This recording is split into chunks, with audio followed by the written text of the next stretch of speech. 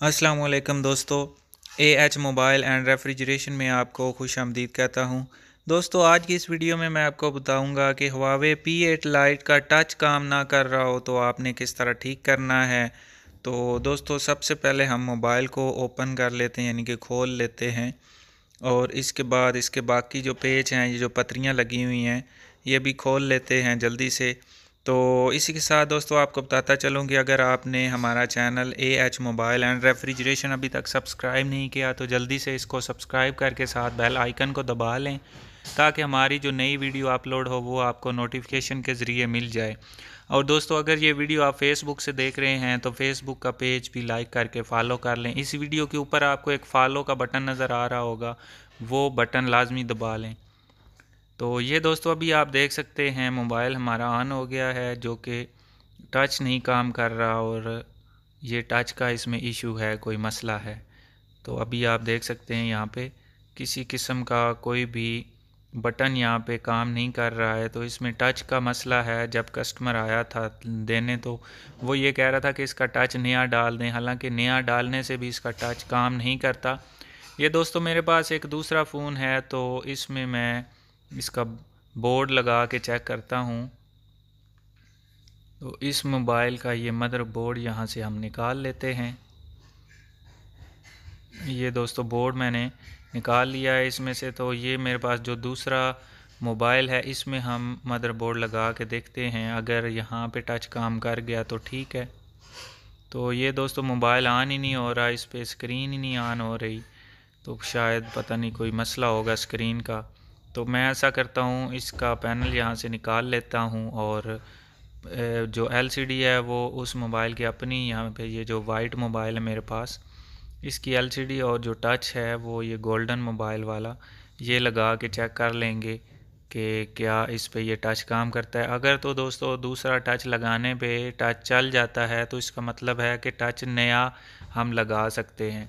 लेकिन दोस्तों, टच ये जो इसका अपना ओरिजिनल टच है ये तो टूटा हुआ भी नहीं है, इस वजह से मुझे शक हुआ था कि शायद इसका टच ठीक है, इसके पीछे कोई मसला है, मेन बोर्ड में कोई वजह, किसी वजह से इसके करंट नहीं आ रहा, जिस वजह से ये टच काम नहीं कर रहा। तो अब दोस्तों, ये मोबाइल का बोर्ड मैंने लगा दिया है, बैटरी भी लगा दी है।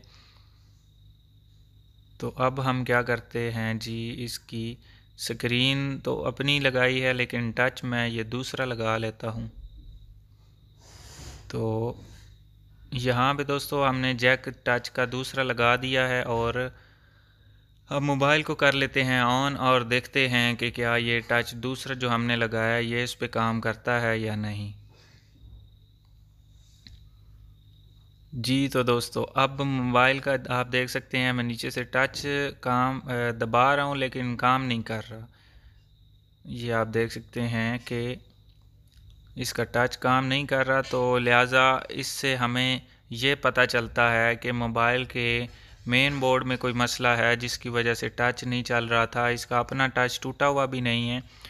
मैंने बताया कि पहले ही शक था कि शायद इसका टच ख़राब नहीं है, बल्कि इसके करंट नहीं, वोल्टेज नहीं जा रहे, जिस वजह से ये काम नहीं कर रहा। तो अब यकीन भी हो गया। अगर दोस्तों आप भी चेक करना चाहें तो ये मैंने वैसे आपको एक तरीका बताया कि आप किस तरह चेक कर सकते हैं। तो यहाँ पे दोस्तों मुझे ना इसका कुछ वाटर डैमेज लग रहा है, हिस्सा नीचे वाली साइड से पानी गया हुआ है, तो इसका हमें जैक शायद उतारना पड़े। तो ये दोस्तों तस्वीर मैं आप दोस्तों के सामने इसलिए शेयर कर रहा हूँ ताकि आपको सही से नज़र आ जाए, क्योंकि वीडियो में क्लियर नज़र नहीं आता। तो इसके नीचे आप देखें कि एक पॉइंट काला हुआ हुआ है, राइट साइड से जो दूसरा पॉइंट है वो काला हुआ हुआ है। तो इसको हम जैक को उतार के दोस्तों देखते हैं, तो वो भी मैं, ये आप देख सकते हैं यहाँ पे इस तस्वीर में क्लियर नज़र आ रहा है कि इसके नीचे जो पॉइंट है वो काला है, यानी वाटर डैमेज है। तो ये दोस्तों मैंने जैक तो उतार दिया है, आप देख सकते हैं जो 2 नंबर वाला पॉइंट है वो, उसकी वजह से टच नहीं काम कर रहा था। तो जैक के नीचे जब वोल्टेज ही नहीं जाएंगे तो टच कैसे काम करेगा। अब दोबारा दोस्तों मैंने वापस लगा दिया है जैक इसका, और नीचे आप पॉइंट भी देख सकते हैं कि इसके पॉइंट बिल्कुल साफ़ क्लियर नज़र आ रहे हैं। मैं जूम करके आपको चेक करवाता हूँ, बल्कि इसकी एक पिक्चर लेके यहाँ पे आपको वाज़ह तौर पे नज़र भी आ जाएगी। कि इसके जो नीचे वाले पॉइंट हैं पहले काले हुए हुए थे, जो दूसरा पॉइंट था वो ज़्यादा काला था, यानी कार्बन बना हुआ था। जबकि अब आप देख सकते हैं कि इसके जैक के जो पॉइंट हैं वो सारे बिल्कुल क्लियर हैं और साफ़ नज़र आ रहे हैं, किसी किस्म का कोई जंग या कोई भी काला नहीं हुआ। तो अब मोबाइल को हम दोबारा वापस लगाते हैं, इसके टच वाला जैक और सारे जो बैटरी वगैरह सब कुछ लगा के। तो इस मोबाइल को ऑन करके अभी मैं आपको चेक भी करवाता हूँ कि अब काम कर रहा है या नहीं कर रहा।